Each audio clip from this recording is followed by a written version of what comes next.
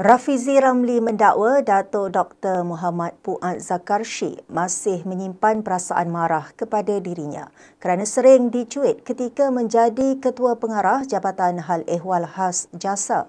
Bekas Timbalan Presiden PKR itu berkata Muhammad Puat letih bersilat dengan dirinya dalam pelbagai isu yang dibawa menjelang pilihan raya umum 2018 lalu.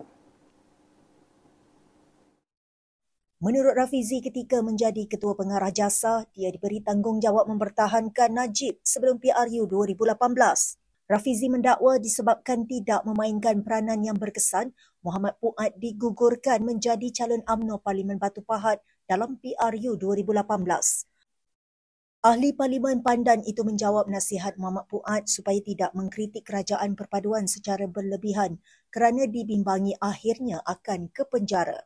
Rafizi berkata dirinya tidak pernah gusar dengan ugutan sebegitu, malah bertegas bahawa sepanjang menjadi menteri, dia menjaga integriti dengan tidak mencampuri urusan perolehan. Dalam hantaran di laman sosial hari ini, bekas Timbalan Presiden PKR itu mengingatkan Muhammad Puat supaya memikirkan amalan dan dosa pahala masing-masing.